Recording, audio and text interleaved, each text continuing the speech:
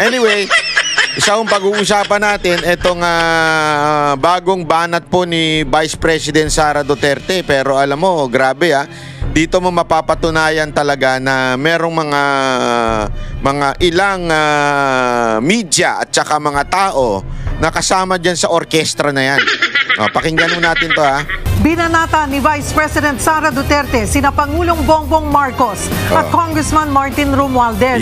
Sabi ng bise, mahina ang gobyerno habang kumikita raw ng kickback mula sa iligal na sugal si Romualdez. Sagot naman ng palasyo at ni Romualdez, puro kasinungalingan yan.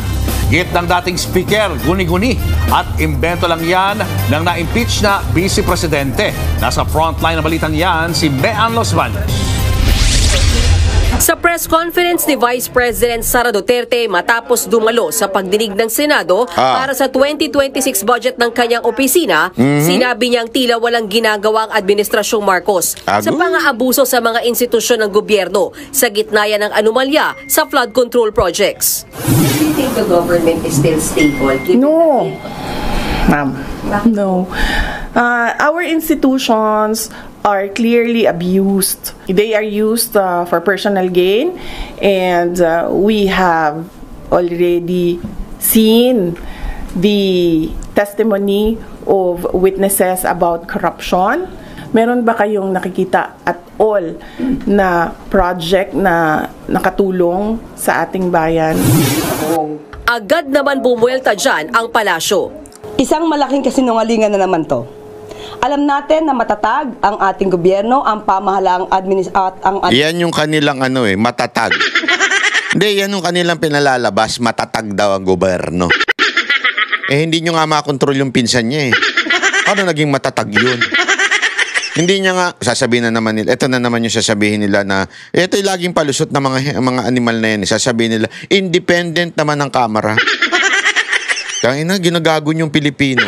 Sa totoo lang ginagago yung Pilipino. Alam naman ng mga congressman na ang tawag lang sa Malacanang, di lang ako congressman, pati Senate, tawag lang sa Malacanang, yun ang talagang magpapalit ng speaker, magpapalit na Senate President, even yung legislative, hindi check and balance yan, katarantaduhan yan. Wala akong naniniwala dyan. Diba? So, ibig sabihin, yung ginawa ng Kamara nung panahon ni dating speaker, fired. Wag naman fired. Hindi, kasi sabi niya, impeach. VP Sara Duterte daw. Sige na nga, resigned. Speaker na si Romualdez. Wag nating sabihin na wala siyang kaalam-alam dyan. Alam mo, sabi nga nila, napakasimple lang nito, mga kababayan. Paikliin na natin ang proseso ng budget. Paikliin na natin. Ito, ganito lang yan kasimple. Budget nagsisimula sa executive branch through the DBM o yung Department of Budget Management. Magsisimula yan, dadalhin yan sa legislative, sa dalawang house, sa Senate at saka sa Kamara. Pag-uusapan, yan tinatawag na deliberation ng mga budget ng bawat ahensya ng gobyerno. So, nagsimula sa taas, binaba dito sa dalawang ito. After nyan, magsasama yung dalawang, itong Senate at saka itong House of Representatives, magsasama yan, BICAM. Diba? Tapos, i-deliberate. Nagkakaproblema dyan, after ng BICAM, meron pang small committee na gumagalaw dyan. Na nandyan sila Zaldico at syempre, pinamumunuan yan ni Speaker. Yan ang talagang, kung ano mang mangyari, yan ang pinakalas. Bago bumalik sa presidente. Babalik sa presidente upang pirmahan. Kasi batas yan Ang budget, tinatawag na batas. Ibig sabihin, pagkatapos dineliberate, magiging batas na po yan. Pipirmahan ng presidente. So, babalik lang yan. So, don't tell us na walang kinalaman ng presidente. Yan ay malaking katarantaduhan. Siya ang last at magsasabing, ayos itong budget to, napakaraming insertion. O siya magsasabi, ay putang ina, daming insertion. Diba? Yun ang huling batayan kung ito bang budget na ito ay masusunod. The mere fact it was passed, siyempre 2025, naipasa na yan. at nandyan lahat ng mga kaputang inahan ninyo. Diyan sa budget, diyan sa kamera. Ibig sabihin, the President agreed. The President signed it. The President approved it. So wag tayo maglokohan. Di ba? Yan o yun eh. Yan o talaga ang sistema. Ngayon, ano ba masama sa budget? Number 1 yun sa PhilHealth. Alam mo, pag ako nagpupunta ako ng ospital, naaawa ako eh. Naaawa talaga ako sa mga Pilipino. Makikita mo, kahit sa mga, lalo na sa mga public hospital, nasa labas yung mga kababayan natin. Tapos yung mga ilang gwardiya pa, minsan, mainit din ng ulo. Hindi ko alam kung nag-away sila ng jowa niya, kabit niya o asawa niya. Mainit ang ulo. Tinatanong mo. Hindi kasi alam mo, minsan underpaid din ng mga guard eh. Naaawa rin ako sa mga guard kasi una-una 12 hours sila tas underpaid. Pag ako naging mambabatas, yan ang ating dapat ayusin eh. Hindi dapat ganun kasi ang guard, importante yung trabaho supposedly niyan. Kaya lang, nagkakaroon ng katok yung iba dyan. Kasi 12 hours ka nga naman dire-diretso, tapos underpaid ka pa, mababa pa sahod mo. O di ba? Dati yung pangarap mo maging pulis, ginawa kang gwardiya. Tama, mali. So, ibig ko lang sabihin, kawawa rin sila. Kaya tuloy nagkakasungitan dyan. Diyan ka na lang. Diyan, maghanap ka dyan. Puan mo dyan. Bahala ka dyan. Humiga ka dyan. Ganun sa mga ospital. Bakit? Hindi kaya eh. Imaginein mo yung billion-billion na maleta. Yung basura sa maleta. Yung billion-billion na deliver. Mantakin mo, halimbawa, ginamit na lang yun sa PhilHealth. Ginamit na lang yun sa health system ng ating bansa. Di sana walang ganyan. Di sana hindi ho yung pumipila. Hindi, ito po Ako po kasi yung para sa kaalaman nyo, yan ang thorn in the flesh ko eh. Alam niyo yung thorn in the flesh ni Paul? Basahin niyo sa New Testament. Sakitin po ako. Totoo yan. May diabetes ako, may asthma ako, di ba? Sakitin po ako. Kaya ako'y madalas ma-ospital, lalo na nung kabataan ko. Ngayon kasi nababantayan ko na ang aking health. Nung kabataan ko talagang madalas akong magkasakit noon. At nakikita ko yan sa halabas ng ospital. Pero ito dito ka magtataka. Pag sa ibang bansa, na-ospital na rin po ako sa ibang bansa. Tangin na parang hotel. Hayop. I mean, yung masigla sila do. Masaya yung mga nurse. Parang reception ng hotel. Hindi ko ibig sabihin yung maganda. Ibig ko sabihin yung bakante, hindi ganun kagulo. Siguro sa emergency. Pero doon sa mismong ospital, parang mapapatanong ka, ospital ba ito? Kasi wala ka makikitang, alam mo yun, di ba? Masasabi nating kaguluhan. Dito sa atin, grabe ho. Kung sana yung trilyon-trilyon na nanakaw, napunta dyan, hindi ang ganda sana ng buhay ng bawat isa. Organisasyong Marcos Jr. Ito ay ginigiba lamang ng mga obstructionist na tulad nila. Malamang hindi nila nakikita anong ginagawa ng Pangulo dahil bulag sila. Nagbubulag-bulagan, nakapikit ang mata. Dagdag pa ni VP Sara, hindi na nakakagulat pa na sangkot sa anomalya sa flood control projects ang pinsa ng Pangulo na si dating House Speaker Martin Romualdez. Hindi nga lang daw sa flood... Kaya slow motion pa kunwari. Feeling niya siguro may tugtog. Tinan mo, slow motion na halimbawa. Tuloy-tuloy natin. Tinan niya. Wait lang.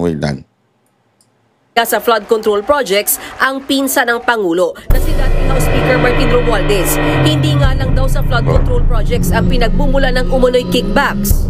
Pati sa sa illegal gambling. Slow motion pa. Wait. Chotomate. Ano daw yun? Hindi lamang po daw sa flood control nakikinabang si Romualdez. Gago! Pati po sa illegal gambling. Gago! VP Sara, meron akong tanong sa'yo. Ito ba yung sinasabi nila yung nangyari sa Negros? Hindi, ako nagtatanong lang naman ako. Kasi sa Negros, di ba, talagang tinanggal nila kasi alam mo, ang laki ng dyan. Alam naman po natin huwag na natin yung pagkaila na si Tebes po ay talagang involved sa sa gambling. Although legal yung kanya, yung mga STI o something, mga ganon. Alam mo, malaki kasi ang ano dyan ang kitaan dyan. Malaki, sobrang laki. Ang mga tao sa mga palutuhan, grabe hindi ko maintindihan, talagang pila. Di ba? Box office lagi dyan. Ang laki ng kita dyan. At may mga franchise dyan. Di ba? Tinanggal nila si Tebes. At sinabi ko naman sa inyo, sinong pumalit? Mga nasa gobyerno. Ganyan nung ginawa nila. The entire region na hawak ni Tebes, ang dami nun eh. Ngayon, pinalitan daw ng mga nagtanggal sa kanya. Saan ba siya unang natanggal? Sano? Di ba sa kamera? Diyan siya unang tinanggal eh. Hanggang finreeze lahat ng accounts doon, finreeze pati yung mga gano doon. Ito ba yun? BP Sara Duterte, Madam Inday? Ito po ba yung sinasabi niyong ano? Kaya lang sinasabi kasi ni Ma'am Inday, illegal. So ibig sabihin, hindi lang mga legal ang sinako, pati illegal gambling daw involved si Romualdez. Gago! Allegedly di umano. Yan daw ang sabi, pambihirang buhay reo. Tumatanggap sila. So, si Martin Romualdez. So, hindi lang siya sa flood control, pero marami pang iba pang mga sources ng corruption na dinideliver. Hindi kaya pati sa ano? Alam mo, iniisip ko nga eh. The mere fact that they can buy. Eto na lang halimbawa ko na lang. Okay? Kami po, banateros, kumakain, umiinom din minsan. Yung social drinking lang, di ba? Pero syempre, bilang na bilang mo, bawat bote, bawat lagok. Hindi, kasi ganito, totoo naman di ba? Lalo na yung mga malalakas uminom sa amin. Kilala nyo naman yung malalaki yung tiyan Binibilang natin ng bawat lagok nila yung presyo, alam mo na. Ano ibig ko sabihin? Yung isang ordinaryong congressman na nagngangalang Axie IS o yung Tulpo, yung anak ni Rapi Tulpo, if he can spend one night 6.7 million, I'm not questioning o sinasabing corruption galing yun pero if he can spend that way, ordinary congressman spending 6.7 million, di ba? Can you just imagine? Can you just imagine yung mga leaders ng Congress? How much they spend? Di ba? I mean, sabi ko nga sa inyo, kahit sa Japan po, pagka nagpupunta po tayo dyan, all out tayo dyan Di ba? Makain, umiinom. Pero never ako nakapag-spend ng 6.7 o even 1 million sa isang meal o sa isang social drinking. Hindi 6.7. I mean, hindi pa kasama yung pamasahe pumunta ng Las Vegas, yung hotel, yung mga inuwi. Hindi, wala ko sinasabi yung inuwi sila. Naintindihan niyo ibig ko sabihin? The magnitude of that kind of spending sa isang ordinaryong congressman, it tells a lot. Anong klaseng meron tayong Congress? Di ba? And doon pa lang, isipin nyo, magkano pa kaya yung kay Zaldico? Magkano pa kaya yung kay Romualdez? Di ba? How can they afford that way?